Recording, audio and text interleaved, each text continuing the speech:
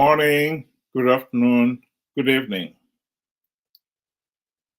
Corruption in Zimbabwe is a cancer that is destroying the country. One thing that some people forget about corruption is that while the money or the resources are being diverted for the benefit of one or two individuals, those resources are meant for public good. And they affect the well-being of the nation. When corruption has become rampant, as is the case now in Zimbabwe, where the country is losing as much as 80% of the gold produced in the country, $2 billion per annum, 80% of that, that's 1.6 billion US dollars, is disappearing through looting and corruption. One can imagine how much the nation is paying. I think this is the tragedy of corruption. Ben, welcome to the program. Good day to you and good day to our viewers. Thank you for joining us. I mean, it's safe to now say that under Mnangagwa, corruption has, gone above and beyond unprecedented levels. It's just hyper, it's in overdrive.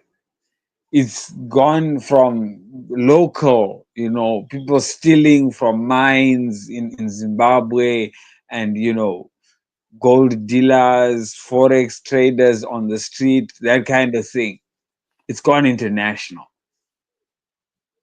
They have now taken it into other countries and they are making it well known that this is what they are doing, and basically saying there is nothing you can do about it. That is the picture that I am getting, because this is exactly what is happening. Yeah, the reports from police commissioner giving details of how Zimbabweans are using South Africa for their corrupt activities is really shocking. We've got the picture there on the screen of Vice President Chiwenga and his wife in the happier times. They are now divorced. And last week it came out that she had lost her property in South Africa, including 2 vehicles, because the money she had used to buy those assets had been brought into South Africa illegally. And in this particular story, it was none other than her husband who reported the case or provided the details of how the money to buy those assets had been laundered. And the courts in South Africa ruled that she should forfeit those properties. And so she did. I think it will be naive to believe she's the only one. We have other details of other Zimbabweans. I heard the caption of the police commissioner reporting on some of those cases. Ben, I'm sure you've read the story of that one. Yes, I am. I read the story, and it's a very, very interesting story. And I sincerely thank the commissioner for bringing out the exact details of all the illegal transactions and the people that are doing the transactions. As Zimbabweans, I think we have been armed by the international community, by whistleblowers, that have come forward and have given us enough evidence to show of how the looting is happening, how corruption is happening underneath, our nose. You know, the commissioner was talking about how Zimbabwean authorities, and they specifically named Mnangagwa, Tagwirei, and Chivayo, and Gubamatanga as the mastermind behind these illegal transactions that are happening. We know that Chivayo got given, the ZEC tender where he was supposed to supply ballot papers and so forth. A day after he gets paid, a whole lot of money just starts moving into different accounts, and that was the end of that. So we know about this, and the commissioner general also talks about the gold, how gold is being smuggled through South Africa. And I think Al Jazeera also did that for us. I think we are at a point where we have enough information about corruption and who is the ringleader in most of the corrupt activities. We know of number one, and number one has been in all transactions. And I think now, it is a time where, as Zimbabweans, we need to start taking action. We have been armed, we have the evidence. It has been brought to us, it's been shared to the whole world. It is now time for us to take that next step and find accountability and demand accountability from those that are doing this.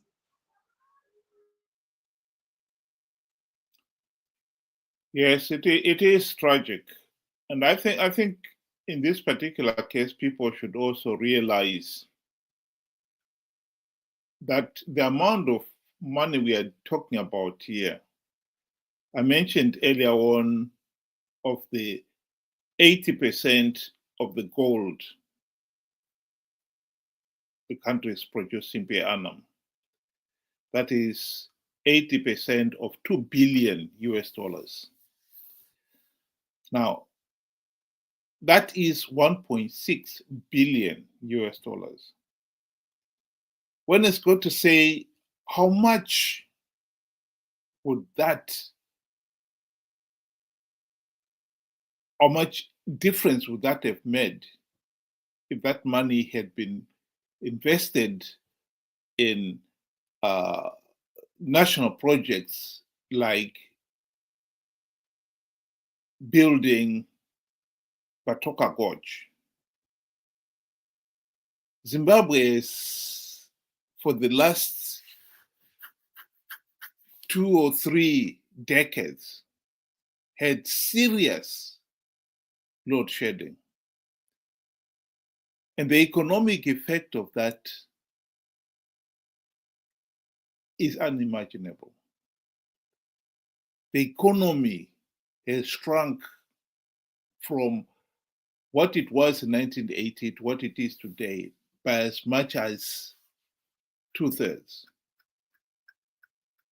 The GDP per capita in 1980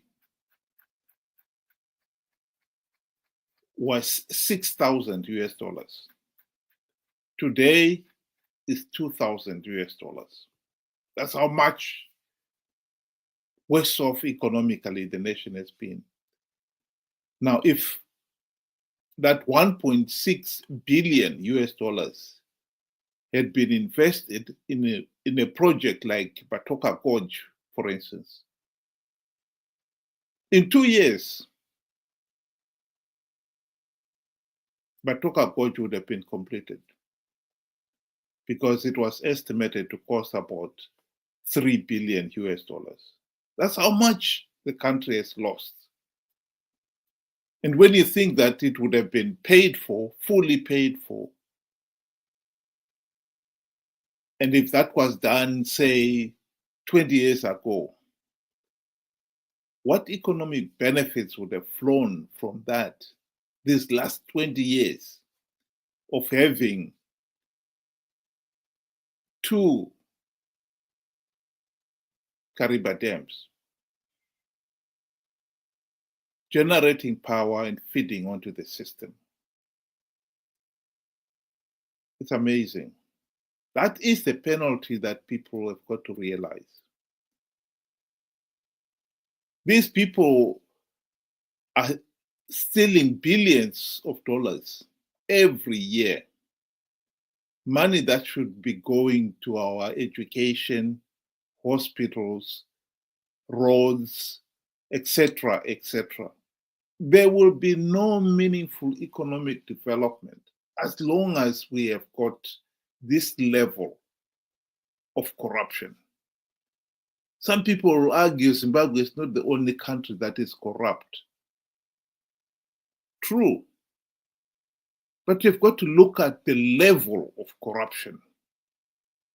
When in gold alone we are losing 80%, diamonds similarly, lithium, platinum, and all the other industries for the countries have all but collapsed. So you end up with a situation as we have now, where the country is up to 76% is informal sector. How can the nation prosper when we have become a nation of vendors? We don't produce anything. Just selling trinkets, airtime. That is the tragedy of Zimbabwe. And we really, I totally agree with you. We really have got to now to seriously think of how are we going to solve this problem, because this problem is not going away. It's only getting worse. You know, with what you have said, it reminded me of words by Kwame Nkrumah, where he says, "Seek ye first the political kingdom, and the rest will fall into place. The economic, the social, and all the other, factors." Zimbabwe is a mess politically. We have never experienced, ever since independence, we have never had free, fair, and credible elections. All our elections have been marred with violence, vote rigging, vote buying, you name it, it's been there. And unless we address that number one problem, we will never get out of this mess. In Shona they say, chichaita kuti musoro uteme. the source of all of Zimbabwe's problem starts because we have a government that is not for the people and is not by the people. We are not a democratic country. Our elections have been always been illegal and, outright, it's rubbish. That's what the international community said about the 2023 elections. They were illegal. They fell short of our own constitution and the standards that are set by the international community, including SADC. So unless we stop that and say, no, we cannot continue with this here rigged elections, we need to implement the recommendations that we were given by these international observers. They left us recommendations which we can take as reform. So on a positive, we have somebody that has already written the reforms for us. What is left is for us to table them and then move forward into implementing them before 2028. If we do not do that and we participate in rigged elections in 2028, lo and behold, ZANU-PF or whoever is in charge, be it ED or somebody else that is new, will just continue with where the predecessor has left. Just like what Mugabe and ED did. When Mugabe was chased away, ED came, he continued, even went a step further. Now he's gone international. The next guy is going to come in, he's going to be worse off again. I don't know, maybe he'll take to Mars, maybe, if we do not put our house in order. So for me, I think this is a time where Zimbabweans should draw the line and say, we are no longer going to be participating in meaningless elections unless we have the recommendations that were given put in place. That will ensure that we have a government by the people and for the people. So again, I say, if there are no reforms, there should be no elections. Thank you. This is a photo of Mary Mbayowa, the former wife of VP Chiwenga. She's now in a wheelchair. She has lost one leg and one hand. And so she is the victim of some of the things that has happened here. As much as one would sympathize with her, it must also be remembered that when those people are in positions of power and authority and they loot, they affect the whole country. Here is a picture of Mugabe and his Ushungo blue roof. Many people believe it must have costed $3 to $4 billion to build. All looted wealth. Mugabe is believed to have mansions in South Africa too. And recently, there was a story of former Zambian President Lunga, who also seemed to have invested quite a lot of money in South Africa. When he died, apparently he had a big mansion and a number of Porsche cars, and God knows what else. I think it is a pity that South Africa has become the heaven for at least those African leaders in the region, in Southern Africa, who want to loot from their country. And it is not surprising because South Africa, as much as they have got a health and functioning institutions like the police, the banks, who have flagged up some of these illegal activities by SANU-PF leaders, the ANC government has never taken any action.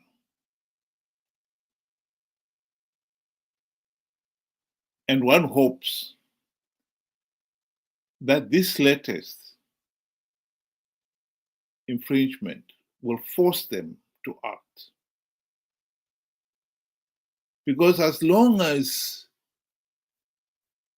our leaders have got some way to hide their money, they will continue to do so.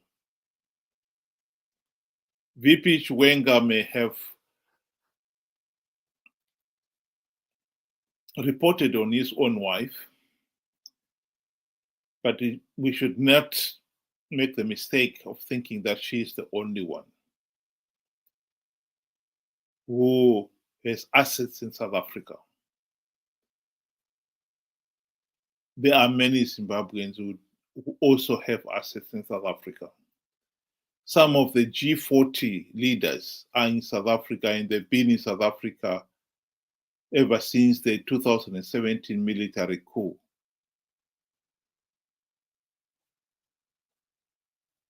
And it is doubtful. In fact, there is no doubt that they are not living on the street. They are enjoying the benefits of living in South Africa. And they are using their own money, their own resources that they must have put aside while they were in power. That is what we're talking about here. I think, and I hope, that South African government will really seriously look into some of these problems, because these are the problems that are causing countries like Zimbabwe to suffer.